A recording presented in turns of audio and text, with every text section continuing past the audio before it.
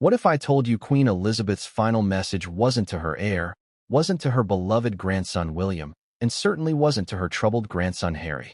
What if her last, most personal, most protected words were addressed to the one royal who never wanted the spotlight, Princess Anne? And what if I told you those very words ignited a storm within the House of Windsor that left Harry and Meghan reeling in fury? Because that's exactly what happened. Before we continue, please hit the like button, subscribe to the channel, and turn on the notification bell for updates. It wasn't a tribute. It wasn't an apology. It was a warning. And for Meghan Markle, it was a line that crossed the uncrossable. Protect the crown from those who seek to divide it. 5 words, chosen carefully, whispered with conviction, left behind in private, and then unleashed like a time bomb. Now, before you think this is just another royal drama, the usual gossip, the familiar headlines, the same tired battle lines, pause for a moment and ask yourself, why would Queen Elizabeth bypass her entire line of succession to place her final trust in Anne? Why Anne? Why now? And why did the contents of this message cause such rage, such uproar, such carefully worded denials from Montecito? Because this isn't just about family. It's about survival. Of the institution. Of the crown. Of everything Queen Elizabeth spent 70 years defending. You see, the Queen knew something the rest of the world refused to admit. The real threat wasn't external. It was internal. She saw the storm gathering not just in newspaper headlines or Netflix documentaries, but in carefully staged interviews, silent feuds, and a deliberate effort to reframe the monarchy as an outdated villain in a modern fairy tale gone wrong. And while the world debated whether Meghan had been silenced or celebrated, whether Harry had been manipulated or liberated, the Queen wrote, not to apologize, not to explain, but to pass down a final instruction to Anne, her daughter, her soldier, her no-nonsense enforcer. But here's the twist that makes this story unlike any other. The message wasn't just meant to be read in private. It was designed to be acted upon. And depending on who you ask, Princess Anne is already carrying it out. So what exactly did the Queen say? Why did it hit Harry like a slap in the face? Why did Meghan reportedly say she had no right anymore? And why now, nearly 2 years after Her Majesty's passing, is this letter suddenly back in the spotlight? Because the timing isn't random. It's strategic. And that alone should terrify everyone who still believes this is just about family feuds. This isn't just drama. It's strategy. It's damage control. It's legacy warfare. And the Queen may be gone, but her final move just triggered the next phase in the royal chess match. You've heard whispers about this letter before. Maybe in tabloids, maybe in hushed podcast rumors, maybe through vague palace sources. But now, the details are spilling out faster than Kensington Palace can deny them. And it all began with a moment behind closed doors. In a room with no cameras, no press, no royal aides. Just a mother, a daughter, and history closing in. And didn't cry. She never does. She didn't beg. She wouldn't dare. But she listened, carefully, quietly, as her mother laid out a vision that no one expected. A vision of preservation, of protection, and of what must be done if the crown was to endure what was coming. Because make no mistake, the Queen foresaw the storm. She watched Harry and Meghan weaponize interviews into global movements. She saw Hollywood opportunities dressed up as trauma narratives. She heard the subtle threats, the "if you knew what we knew" lines, the insinuations, the glances, the silence, loud enough to shake the foundations of the monarchy. And yet, the Queen remained quiet. Publicly, but privately, she was preparing Anne, who once dismissed Meghan's brand of fame as performative activism, and who refused to kneel to PR consultants, and who called out false narratives before they became bestsellers. The Queen knew and wouldn't flinch. She knew and didn't need applause, didn't want titles, didn't seek redemption arcs. And so, while Charles fretted about the Commonwealth, and William tried to balance modernity with tradition, and Harry burned every bridge he could find, and was handed the blueprint. A letter, a mission, a mandate. But why are we only hearing about it now? That's the mystery. Because for over a year, the contents of that letter remained locked away, buried, until something changed. A leak? A strategic release? Or perhaps Anne herself decided enough is enough? The answer is murky. The timing is suspicious. But what's clear is this: someone wanted this message out, and someone else desperately wanted it silenced. Because not long after the letter's contents were partially revealed, the Sussex camp began spinning. Fast. Suddenly, stories emerged about Meghan feeling unwelcome again, about Harry questioning his role in the Queen's legacy. A new round of subtle jabs, carefully curated victimhood, more PR, coincidence, or calculated deflection. You decide. But here's where things get chilling. Multiple insiders claim the Queen warned, and that those who present themselves as peacemakers often carry the sharpest knives. A brutal line, but not a baseless one. And Anne, she reportedly took that warning and made moves, quietly, efficiently, ruthlessly. Sources say palace operations have shifted, invitations have changed, access has been revoked, and one high-profile production deal connected to the Sussexes abruptly shut down. Was it coincidence? Or was Anne playing the long game? Because unlike Charles, who's always danced between diplomacy and dignity, and doesn't dance, she acts. And if the Queen's message was meant to be a final line of defense, then Anne is now the Crown's last sword. But this raises the question at the heart of it all. Was the Queen right to send that letter? Did it unite or divide? Was it a necessary intervention or a final misstep? You're about to find out. Because in this exposé, we're going behind the gilded doors of Windsor, inside the final days of the Queen, into Anne's private mission, and through the furious responses that followed, especially from Harry and Meghan. We'll uncover what the Queen actually said in that final message, why Anne was chosen over Charles and William, how the Sussexes found out, and why they reacted with fury, the secret meeting that changed the monarchy's course, and the chilling prophecy Queen Elizabeth whispered before it all began. But most importantly, we'll confront a deeper question. Is this about family or about power? And what happens when the one royal who never wanted to lead is forced to protect everything the monarchy stands for?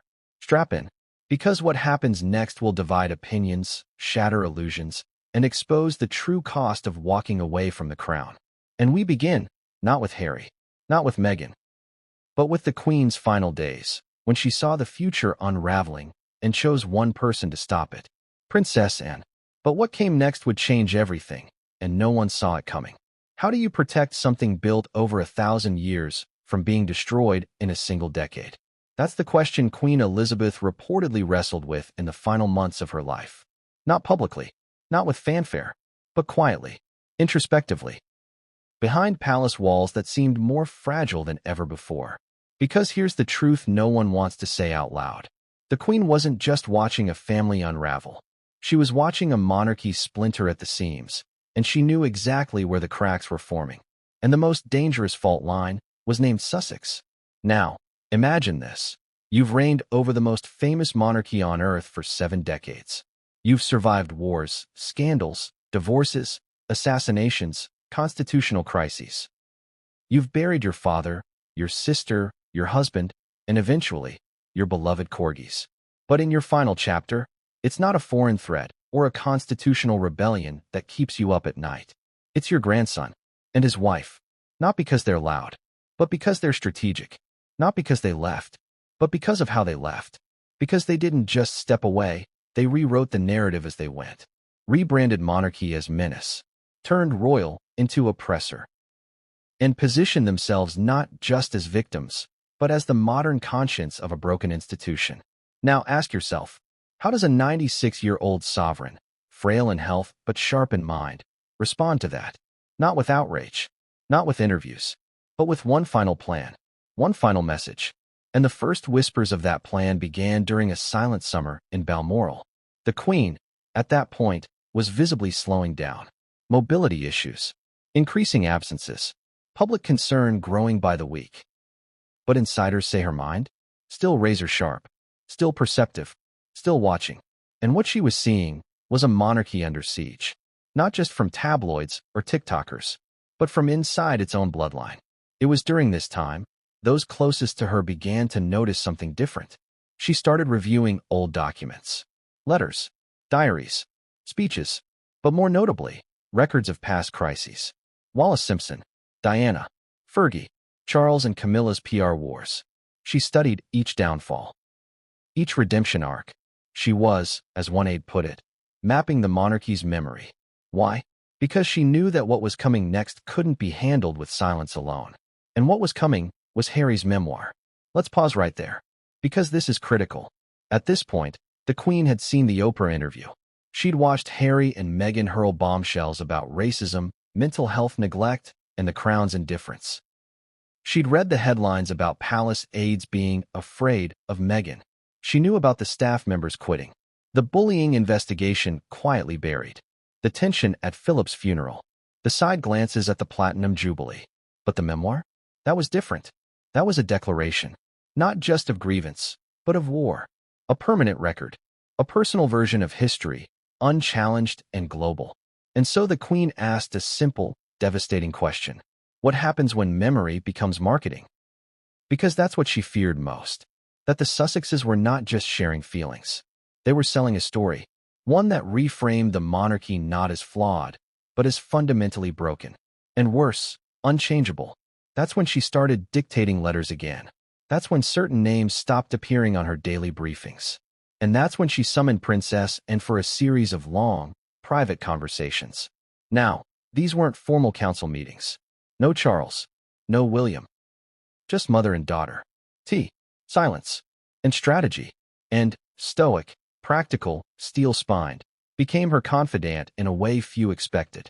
Because unlike others in the family, and didn't need convincing, she saw the shift too. She saw how Hollywood had embraced Harry and Meghan as royalty turned rebels. She saw how documentaries were now being weaponized as truth machines.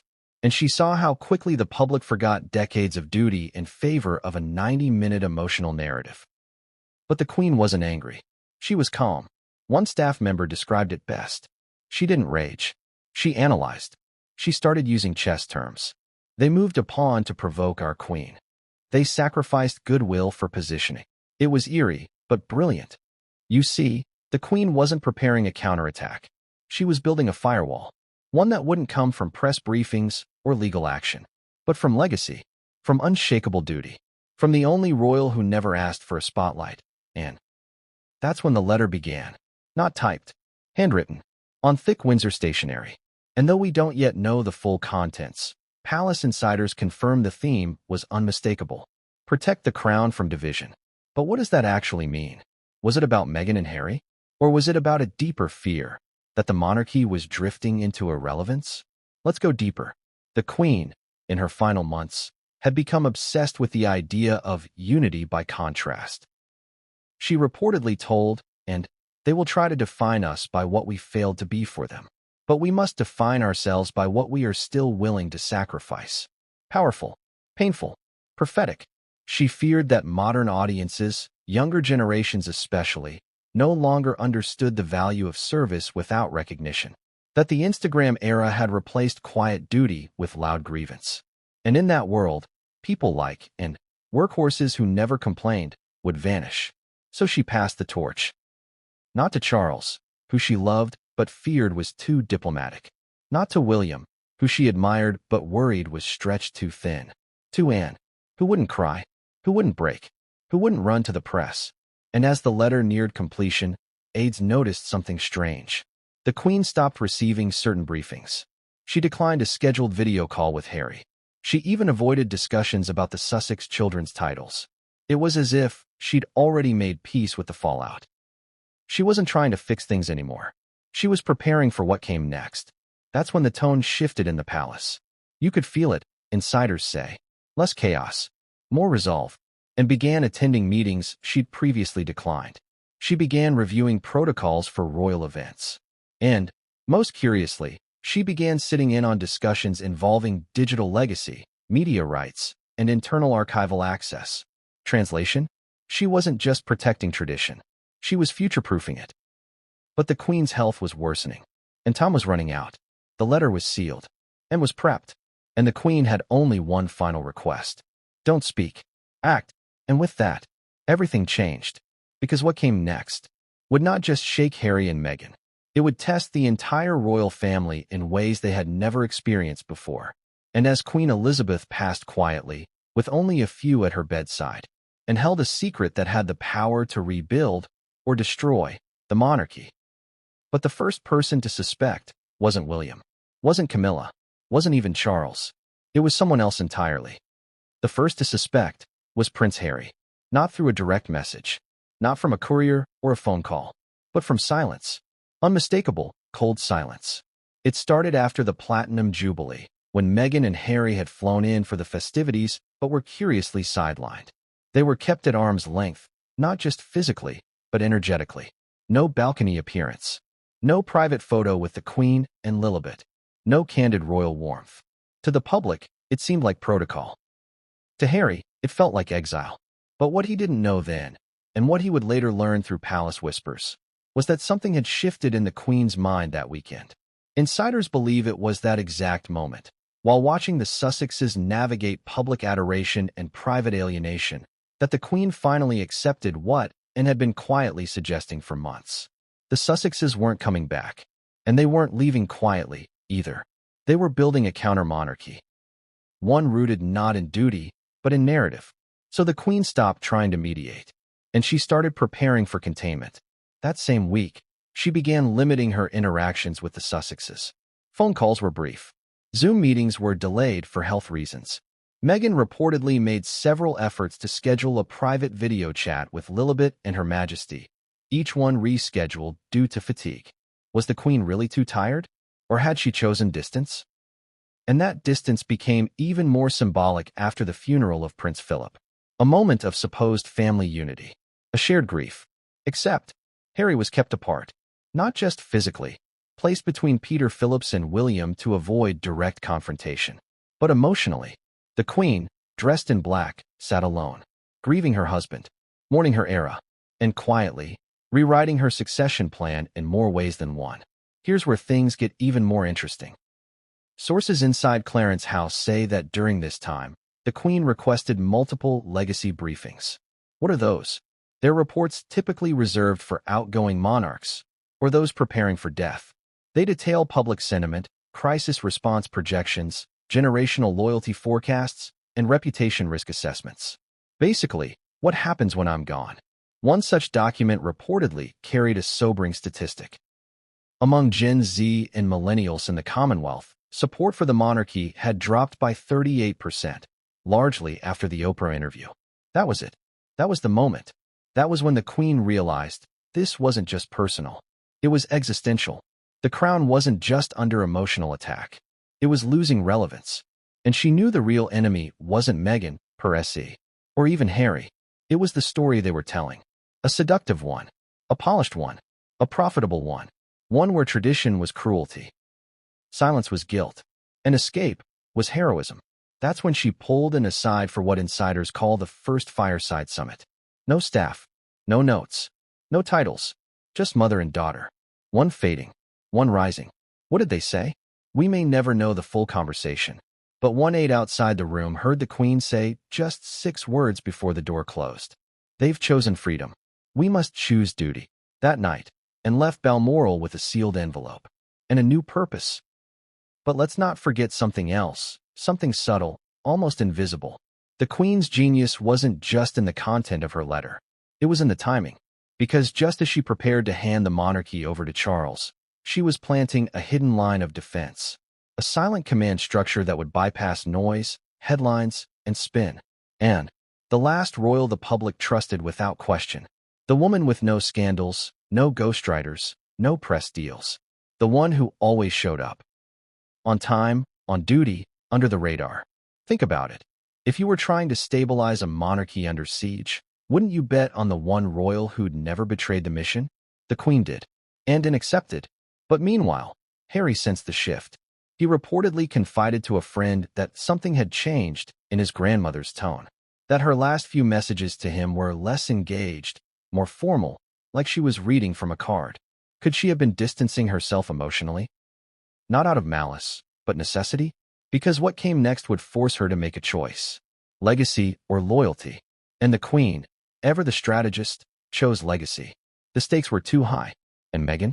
She noticed it too. One insider from Team Sussex claimed Meghan said, "It's like she vanished on us. One minute she was calling Lilibet beautiful. The next, nothing. Just silence." But that wasn't the whole truth. The Queen hadn't vanished. She'd simply gone quiet. Deliberately. Silence as message. Absence as boundary. And Anne. She took that cue and ran with it. She began restructuring public engagements, insisting on clearer protocols, privately suggesting the palace redefine who gets what platform. Translation? No more royal privilege without royal accountability. A polite way of saying, you don't get the title without the duty. But just as Anne began laying the groundwork for the Queen's final vision, the storm hit. Leaks about the memoir. Hints that Camilla would be targeted. That Charles had said things he couldn't defend. That William had once physically attacked Harry. Whether true or not, the palace braced for impact. And the Queen? She stayed silent. But not still. She made her final revisions to the letter. Signed it. Sealed it. Gave it to Anne. And said just one final phrase. If it must be done, do it with dignity. We don't know what, Anne said back. But we know what she did next. She left Balmoral and began preparing the royal firewall. Which brings us to the moment the public never saw, but which palace staff say changed everything. The Queen's final lunch with Anne. No one else attended. No aides. No photographers. No press releases. Just 2 plates. 1 handwritten letter. And 70 years of unspoken understanding between 2 women who knew exactly what was at stake. By the time the Queen passed a few months later, Anne already knew what needed to happen. She didn't need Charles's permission, or William's blessing, or Camilla's advice. She had the only authority that mattered, Her Majesty's final word. And once the funeral ended, the mourning period passed, and the headlines quieted, that word would rise, not as a royal decree, but as a reckoning. Because while Harry prepared his victory lap, and was preparing the counterplay, and when the Queen's letter finally made its way, deliberately or through a strategic leak, to the Sussexes, the response was exactly what she predicted. Anger, shock, fury. But none of that would stop Anne, because she wasn't trying to win headlines. She was trying to save history. And what she did next was the beginning of a new kind of monarchy, one shaped not by Charles, not by William, but by the Queen's most loyal child. And yet, the real question remains. What exactly did the letter say that triggered such fury from Harry and Meghan? The answer lies in Anne's private vow, and the moment she finally decided to act. Can a single conversation change the course of a monarchy? Not a public statement, not a televised address, but a hushed, behind-closed-doors conversation between a mother and daughter who both knew time was running out? Because that's exactly what happened. In the waning twilight of Queen Elizabeth's reign, just months before the world would watch her solemn state funeral, a meeting took place. One so private that not even Charles, the heir to the throne, knew it had occurred in full. A meeting that would set Princess Anne on a path not of glory or power, but of protection. Quiet, brutal, unrelenting protection. And the first sign of that pact? Silence. It didn't come with trumpets. It wasn't announced in the court circular. No aides, no press pool, no royal diarists were allowed in. But what began in that quiet Balmoral drawing room would ripple across the Atlantic, landing like a thunderclap on Harry and Meghan's doorstep. So what really happened between the Queen and Princess Anne that day? Let's rewind. It was early August. Balmoral was, as always, a sanctuary in summer. The highlands stretched endlessly beyond the stone walls of the castle. A cold breeze rolled through the corridors. And inside, the Queen had retreated from London noise to reflect. But this wasn't just her annual escape. It was, by many accounts, her final season of clarity. Physically fragile but mentally formidable, the Queen had begun downsizing her daily routines. Fewer briefings, shorter walks, more time alone. But one request made it through the layers of palace staff that week. Summon Anne. It wasn't framed as urgent. There was no royal emergency. But anyone who knew the Queen understood, when she wanted in, it wasn't for small talk. Because Anne wasn't the type to come in for chit-chat. She was the Queen's sharpest weapon. Blunt, practical, untouched by scandal, immune to the temptations of modern royal life. Where others courted headlines and preferred silence. Where others wielded charm and wielded facts. And when she walked into that Balmoral study, she didn't expect warmth. She expected a mission. But what she received was something far heavier. The Queen was already seated, her small frame wrapped in a tartan shawl. No tiara, no regalia, just a woman facing her own mortality, with a daughter she trusted beyond all others. And then came the words. Simple, sparse, deadly serious. They're not coming back, the Queen said. She didn't need to explain who they were. And already knew. There was a pause. Not the awkward kind, but the kind that carries generations of weight. And responded, reportedly, with just 3 words. What's the plan? Now stop for a moment. Think about that. No denial. No sentiment. No attempt to comfort. Just the question of action. Because Anne, unlike others in the family, didn't waste time analyzing Meghan and Harry's feelings. She didn't consult spin doctors. She didn't hover over media trends. She looked at outcomes, impacts, threats. And right now, the Queen's legacy was facing one. Not from enemies abroad, but from a charming couple with Netflix contracts, podcast microphones, and a global fan base. And understood the danger. But what the Queen shared next reframed everything. The Queen revealed she had begun drafting something. A message, not a speech, not a public address, but a letter, private, personal, intended for one person only. And it wasn't flattery. It wasn't filled with affection. It was, in the Queen's own words, a mandate of memory. A charge, a mission, a warning cloaked in instruction. And here's where things get chilling. According to a close staffer with knowledge of the meeting, the Queen said, I fear they seek to fracture what took centuries to bind. Not from malice, but from blindness. Think about that. She wasn't calling Harry and Meghan evil. She was calling them unaware. Unaware of the forces they were unleashing. Unaware of how modern narratives could destroy ancient institutions. Unaware of the consequences of turning personal pain into public profit. But the Queen didn't want Anne to fix it. She wanted her to contain it. To shield the monarchy from future erosions of trust. To hold the line where others might bend. And Anne, in her usual pragmatic way, nodded. She didn't protest. She didn't cry. She simply asked, when do I begin? The Queen's reply? You already have. What followed, according to insiders, was a 2-hour session of planning, and was briefed on protocols to tighten, access to restrict, titles to reconsider, and most controversially, media strategy to recalibrate. Because if Harry and Meghan were going to build a brand on royal trauma, then the monarchy needed to quietly build its firewall of truth. No counter-interviews, no tell-all documentaries, but presence, stability, endurance, the very things Anne embodied. But here's where it gets even more explosive. The Queen handed in a draft of the letter, handwritten, in blue ink, signed but unsealed. And at the top of the page, one line stood out. To the only one I trust with silence. Not Charles, not William, not even her beloved husband Philip, were he still alive. But Anne, because Anne wouldn't leak it. She wouldn't weaponize it. She wouldn't even show it to her own children unless absolutely necessary. It was that trust, the sacred kind, forged in fire, that made this pact so powerful. And yet, the Queen wasn't done. In what was reportedly the most emotional part of the entire meeting, the Queen turned to Anne and said, I don't want the crown to survive because we silenced dissent.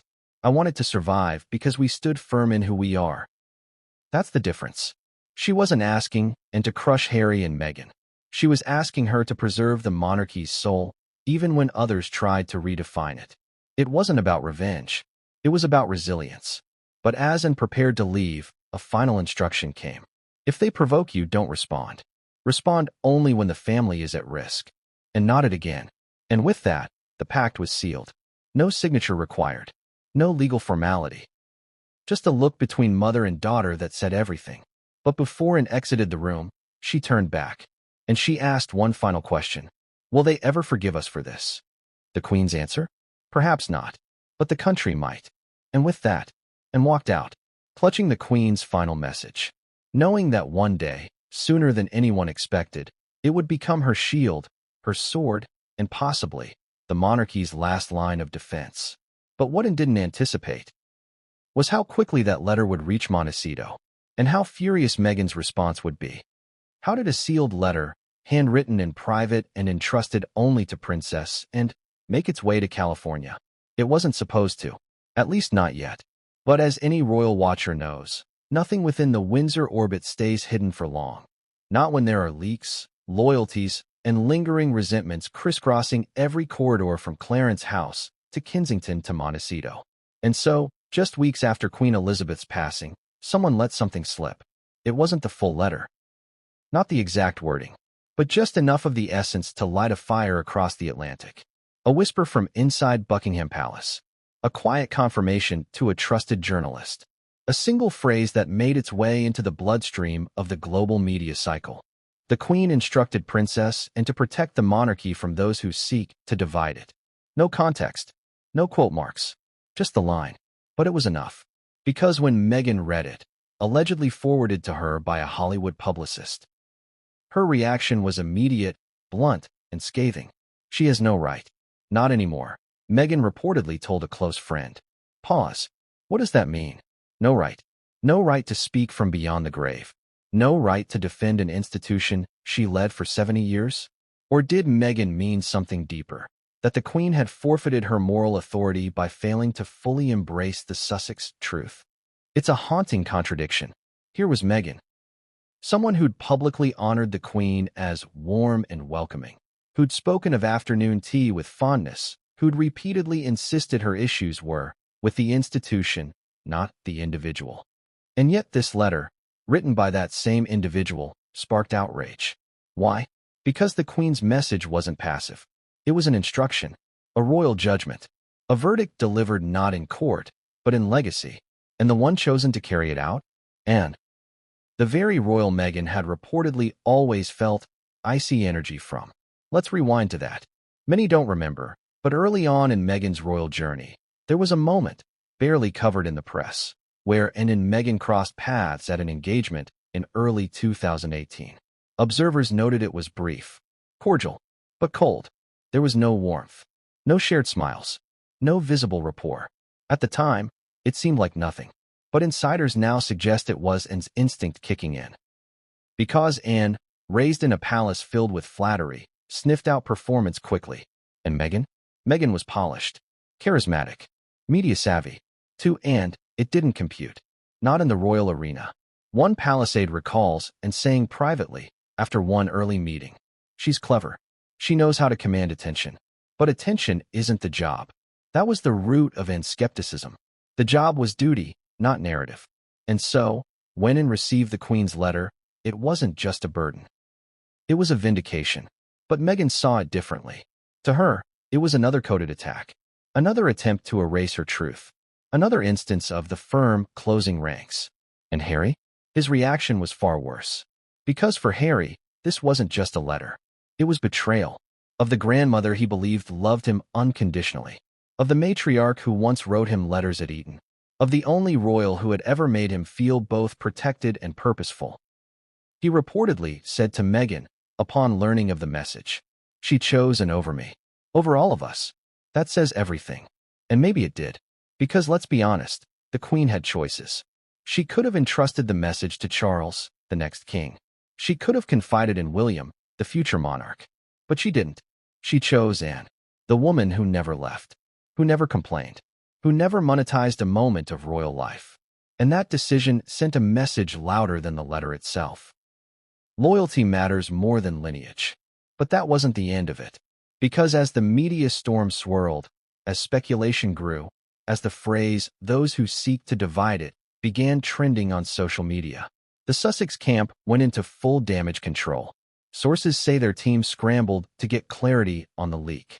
Who spoke to whom? How the line made it out. One theory, an ally of Anne's deliberately leaked the phrase to shift the narrative from Sussex victimhood to Windsor vigilance. Another? A former palace aide, disillusioned by the current dynamics, slipped it to the press as a warning shot. But the most shocking theory? That the Queen wanted it to leak. That the letter itself, though intended for Anne's safekeeping, was strategically crafted to outlive her in the public imagination. Because what do we know about Queen Elizabeth? She never wasted words. She never left trails by accident.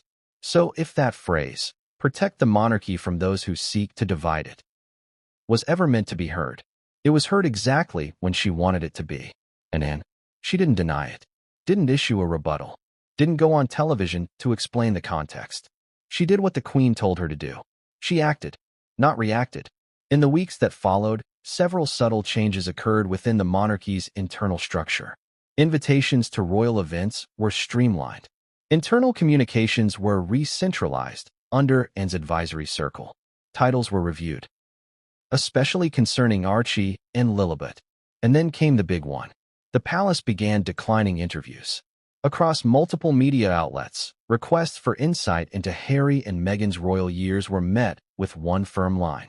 No comment, no spin, no leaks, no retaliation. Silence. The Queen's favorite strategy. Anne's deadliest weapon. And yet, in Montecito, the silence was deafening. Because Harry and Meghan didn't know what was coming next. Would Anne go further? Would the full letter be released? Would titles be stripped? Would family bonds finally be cut in half? They had no idea. And that, for a couple who'd built their power on controlling the narrative, was terrifying. But what they didn't realize was that Anne had no intention of fighting fire with fire. She wasn't looking to shame them, or silence them, or sink them. She was there to hold the line, to preserve what the Queen had built, to ensure that public duty wasn't replaced by personal drama. And she wasn't doing it for applause. She was doing it because she made a promise. A silent promise, forged in that final conversation, where the Queen whispered one final plea. When they write about us, let them say we held. But holding the line was only the beginning. Because Anne was about to face resistance. Not from Harry, not from Meghan, but from inside the palace itself. Charles had questions. William had concerns. And Camilla? Camilla had her own opinion about the Queen's final letter, and it wasn't favorable. Because the next chapter wasn't about defending the monarchy from the outside. It was about surviving a clash from within. It was only 5 words, but they shook Princess Anne in a way no command ever had. Protect the crown from division. No flourish, no justification, no elaboration. Just a single line on a single page, handwritten in her mother's unmistakable cursive, positioned dead center. Neither at the start nor the end, but suspended in the middle of the Queen's final letter like a thunderclap frozen in ink. And read it once, then twice, and by the 3rd time, her fingers were trembling. Not from fear, but from understanding. Because this wasn't a suggestion. It was a charge, a final directive from the one person whose expectations Anne had never failed to meet.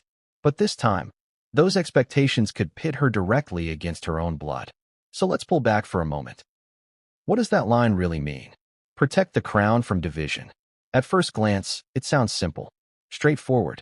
A mother's final wish for her daughter to uphold the family legacy. But to Anne, military-trained, constitutionally grounded, and emotionally steel-willed, it read like a battlefield order. And unlike her brothers, Anne had never romanticized royalty. She understood that behind the pomp and ceremony, monarchy was machinery. It required precision, discipline, and ruthless efficiency to survive in a modern world. And now, her mother had made her the mechanic of that survival. But division? Division wasn't coming from a foreign power. It wasn't coming from the government. It was coming from within. From the Sussexes. From their version of events. From their Hollywood-fueled brand of personal truth. And the Queen's letter had just given Anne the unthinkable task. Contain the fallout. At any cost. But how? How do you protect an institution that's being undermined not by enemies, but by estranged family members? How do you defend against a narrative that paints you as cold, unfeeling, and outdated? And more importantly, how do you do it without looking like the villain? These were the questions Anne wrestled with in the days following the Queen's passing. Because now, she wasn't just the Princess Royal. She was the Queen's chosen enforcer, her last line of defense. And while the world mourned, with tributes, solemn ceremonies, and national silence, and was already strategizing.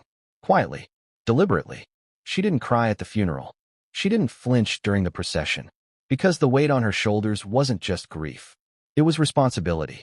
And it wasn't long before the letter resurfaced, unofficially. Leaked? Strategically hinted at?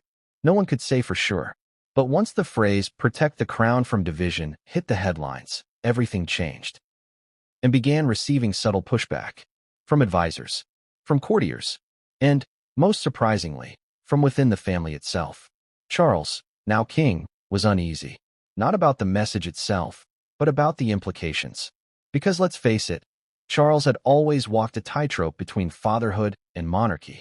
He knew the optics of severing ties with Harry and Meghan. He knew the global press would pounce. He knew that any firm action would make him look petty, or worse, guilty. So he approached, and one quiet evening at Windsor, after the mourning period had officially ended. According to multiple insiders, their conversation was short, but intense. Charles reportedly asked, "Do you really think this is what Mummy wanted?" To which Anne replied, without hesitation, "She wrote it. She signed it. She gave it to me." But Charles pushed further. "I worry it will drive them farther away. I still believe in reconciliation." Anne's reply was chilling. "This isn't about reconciliation. It's about protection. There's a difference." That single line stunned him, because for Charles, reconciliation had become a mantra, a political tool, a way to avoid difficult decisions by always framing them as emotional choices. But for Anne, it was irrelevant. She wasn't operating emotionally. She was following an order, one that required clarity, distance, and sometimes pain. And that's when Charles realized something many still don't understand. The Queen hadn't just given Anne a letter. She had given her authority. Unspoken, yes. Unofficial, maybe, but unmistakable. And now held moral supremacy over the issue of Sussex. Because her mandate hadn't come from Parliament. It had come from a mother who reigned for 70 years. A mother who, in her final act, chose clarity over comfort. And Charles? He wasn't ready for that clarity. Which is why, in the weeks following the Queen's funeral, a quiet tension emerged between king and sister. Not open hostility, but a fundamental disagreement in approach. Charles wanted to de-escalate and wanted to reinforce. And in the middle of it all was the line that started it. Protect the crown from division. And began taking subtle steps. Not bold declarations, not public statements, but meaningful, quiet action. She reviewed guest lists for upcoming royal events. She suggested a restructuring of royal patronage allocations. She advised palace communications to pause all Sussex-related responses indefinitely. Translation? Starve the narrative. Remove oxygen from the drama. Make the Sussex brand scream into a void. But not everyone agreed with this tactic. Because while Anne saw silence as strength, others saw it as surrender. And no one vocalized that dissent more bluntly than Camilla. Yes, Camilla, now Queen Consort, and arguably one of the monarchy's most publicly rehabilitated figures. She had endured decades of negative press.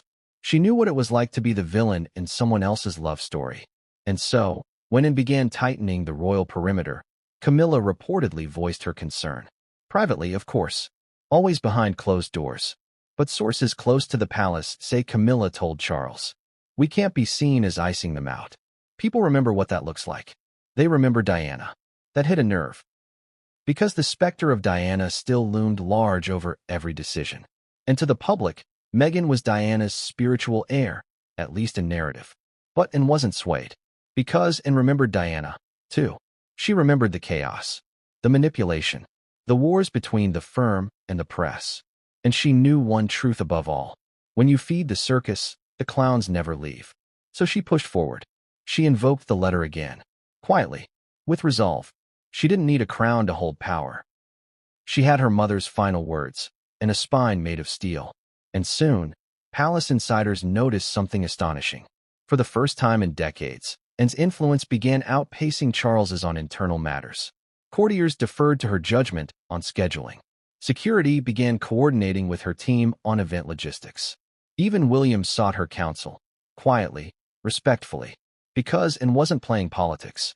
She was playing defense, and her loyalty was absolute. To the Queen, to the crown, to the future. But the Sussexes weren't sitting still. Harry, rattled by the leak, reportedly began working on new statements. Meghan, furious about the media chatter, instructed her team to correct the narrative. And so began the next wave of spin. Selective interviews, strategic podcast episodes, renewed talk of trauma and mistreatment.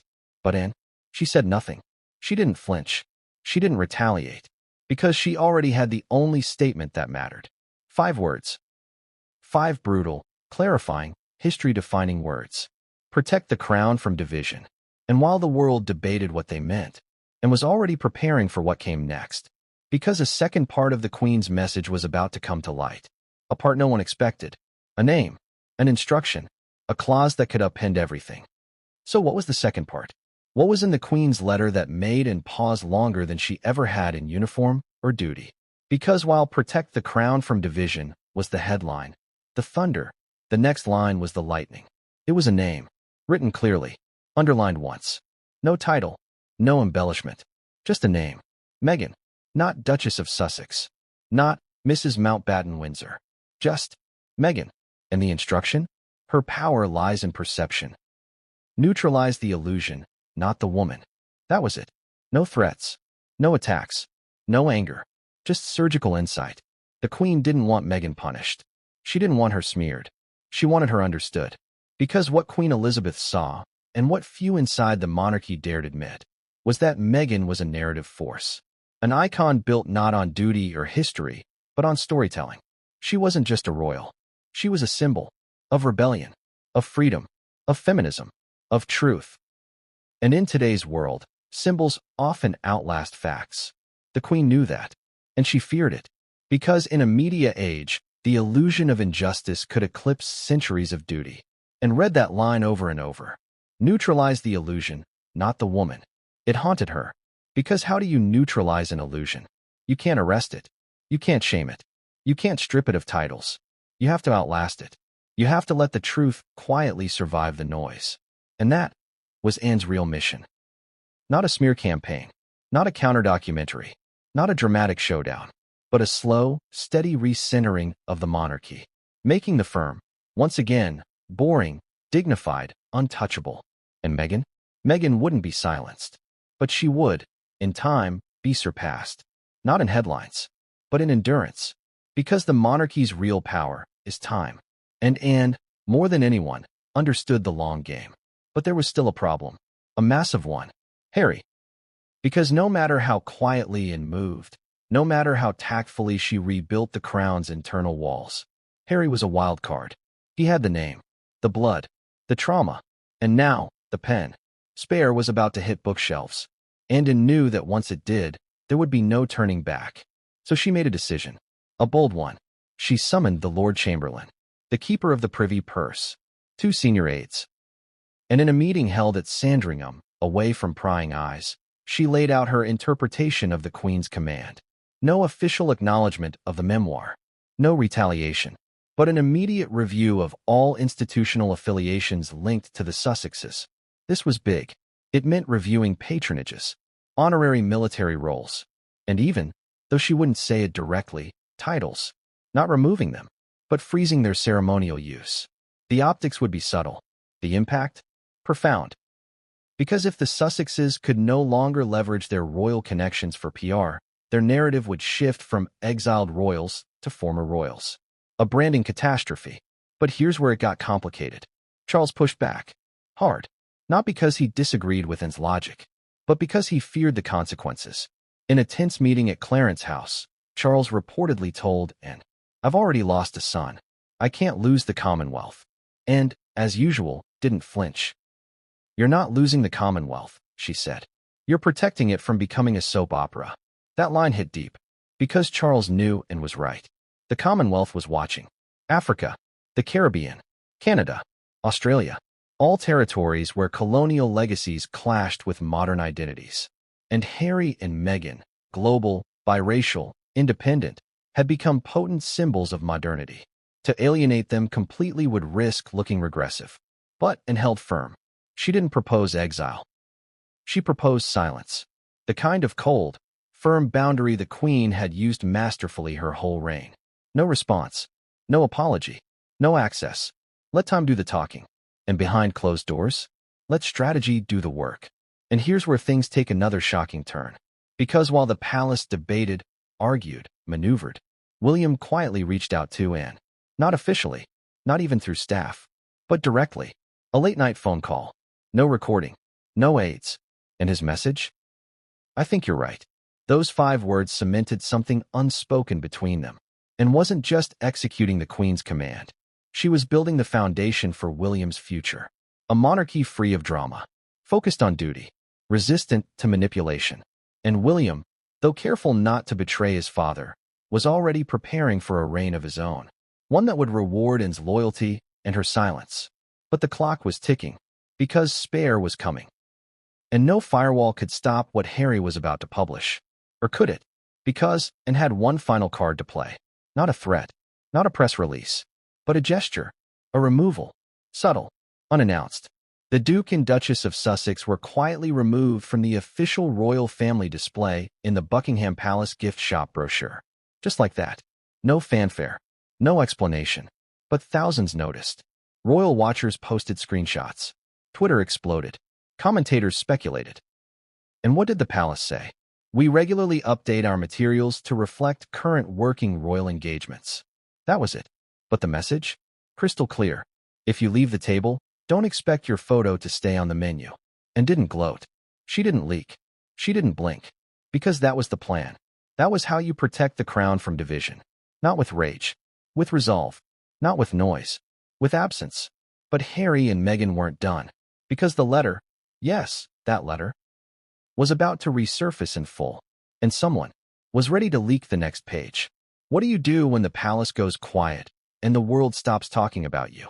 If you're Harry and Meghan, armed with production deals, global platforms, and a loyal media machine, you don't wait for attention. You manufacture it. Welcome to Operation Divide and Distract. A masterclass in narrative control. A high-stakes PR blitz.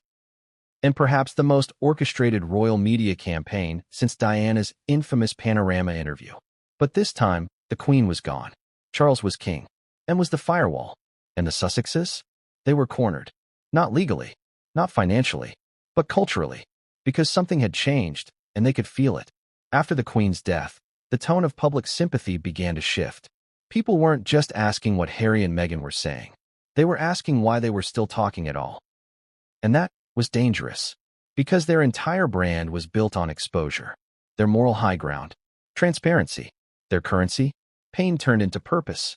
But when the Queen's final message surfaced, protect the crown from division, everything was reframed. Suddenly, Harry and Meghan weren't whistleblowers. They were disruptors, not reformers, but antagonists. And with and holding the monarchy's PR line with icy efficiency, the Sussexes had to act fast. So they deployed the only weapon they'd ever needed. Narrative warfare. Let's break it down. Step 1. Personalize the pain. Within a week of the Queen's passing, sources close to Meghan began giving soft interviews. Carefully worded. Emotionally charged. Non-confrontational, but heavy with implication. Quotes like, Meghan feels she wasn't properly acknowledged during the mourning period. There were moments she felt actively excluded from private events. Harry struggled with the coldness inside the palace halls. Note the phrasing. It's not direct accusation. It's emotional suggestion. An old PR trick. Don't say what happened, say how it felt. Why? Because feelings can't be fact-checked. And once the public sympathizes with your emotional truth, they stop questioning the facts. Step 2. Reignite the Diana parallel. Photos began circulating. Side-by-sides of Meghan and Diana in similar mourning attire. Quotes from friends comparing their grace under fire. Even a resurfaced clip of Harry saying, I feel my mother's presence when I'm with Meghan. Coincidence? Please. This was classic narrative recycling. Remind the public that Meghan, like Diana, was misunderstood, chased out, vilified by the firm, adored by the world. It worked before. Why not again? Step 3. Leak strategically. And here's where it gets explosive. A journalist in California, known for her close ties to the Sussex camp, published a cryptic line in an op-ed. Sources suggest the Queen's final words to Meghan were warmer than the palace is letting on. Wait, what? Warmer? That directly contradicted everything implied by the Queen's private letter to Anne. So either A. There was another letter the palace hadn't released, or B. The Sussexes were trying to rewrite the posthumous narrative. Sources inside Buckingham Palace were stunned, not by the article itself, but by the timing. It dropped within 72 hours of the leaked Protect the Crown line trending on social media. A direct counterpunch. And yet, no one in the palace took the bait. Anne's media protocol held firm. Do not respond. But in Montecito, the playbook was just getting started. Step 4. Activate the surrogates. That's when old allies returned. Oprah, Gayle, Netflix producers, progressive podcasts. Suddenly, everyone had a Meghan anecdote, a Harry insight, a reminder of why they stepped away. One particularly striking quote came from a celebrity friend. If you knew what Meghan went through, you'd never question why she left. Classic intrigue. Vague, Unprovable, yet loaded with emotion. No details, no context, just enough to seed doubt. And guess what? It worked, briefly. Hashtags returned. Op-eds reignited. The press cycle tilted. Until, and moved again. Not with words, with action. At a royal engagement in Yorkshire, and delivered a short speech. No cameras were expected. It wasn't meant to be a headline grabber. But one line stood out. In this family, we're taught not to measure our impact by the noise we make, but by the trust we keep. That line exploded. It was quoted, memed, played on radio talk shows across the Commonwealth. And though she never mentioned the Sussexes by name, everyone knew who she meant. And just like that, the narrative pivoted. The public started asking, why are Harry and Meghan still talking? What are they trying to achieve? And hadn't attacked. She'd contrasted. And that contrast was devastating. Because in the public eye, contrast often speaks louder than conflict. Harry and Meghan, global, glamorous, loud. And local, loyal, silent. It was a masterclass in restraint. But the Sussexes weren't done. Because as and stabilized the crown, Harry was about to release a memoir that would shake the very foundation of that silence. The first to suspect was Prince Harry. Not through a direct message. Not from a courier or a phone call. But from silence. Unmistakable, cold silence. It started after the Platinum Jubilee, when Meghan and Harry had flown in for the festivities but were curiously sidelined. They were kept at arm's length, not just physically, but energetically. No balcony appearance. No private photo with the Queen and Lilibet. No candid royal warmth. To the public, it seemed like protocol. To Harry, it felt like exile. But what he didn't know then, and what he would later learn through palace whispers, was that something had shifted in the Queen's mind that weekend. Insiders believe it was that exact moment, while watching the Sussexes navigate public adoration and private alienation, that the Queen finally accepted what and had been quietly suggesting for months. The Sussexes weren't coming back, and they weren't leaving quietly, either. They were building a counter-monarchy. One rooted not in duty, but in narrative. So the Queen stopped trying to mediate, and she started preparing for containment. That same week, she began limiting her interactions with the Sussexes. Phone calls were brief. Zoom meetings were delayed for health reasons. Meghan reportedly made several efforts to schedule a private video chat with Lilibet and Her Majesty, each one rescheduled due to fatigue. Was the Queen really too tired? Or had she chosen distance? And that distance became even more symbolic after the funeral of Prince Philip. A moment of supposed family unity. A shared grief. Except, Harry was kept apart. Not just physically, placed between Peter Phillips and William to avoid direct confrontation, but emotionally. The Queen, dressed in black, sat alone, grieving her husband, mourning her era, and quietly, rewriting her succession plan in more ways than one. Here's where things get even more interesting. Sources inside Clarence's house say that during this time, the Queen requested multiple legacy briefings. What are those? They're reports typically reserved for outgoing monarchs, or those preparing for death. They detail public sentiment, crisis response projections, generational loyalty forecasts, and reputation risk assessments. Basically, what happens when I'm gone? One such document reportedly carried a sobering statistic. Among Gen Z and millennials in the Commonwealth, support for the monarchy had dropped by 38%, largely after the Oprah interview. That was it. That was the moment. That was when the Queen realized this wasn't just personal. It was existential. The crown wasn't just under emotional attack. It was losing relevance. And she knew the real enemy wasn't Meghan, per se, or even Harry. It was the story they were telling. A seductive one. A polished one. A profitable one. One where tradition was cruelty. Silence was guilt. And escape was heroism. That's when she pulled an aside for what insiders call the first fireside summit. No staff. No notes. No titles. Just mother and daughter. One fading. One rising. What did they say? We may never know the full conversation, but one aide outside the room heard the Queen say just 6 words before the door closed. They've chosen freedom. We must choose duty. That night, and left Balmoral with a sealed envelope. And a new purpose. But let's not forget something else, something subtle, almost invisible. The Queen's genius wasn't just in the content of her letter. It was in the timing.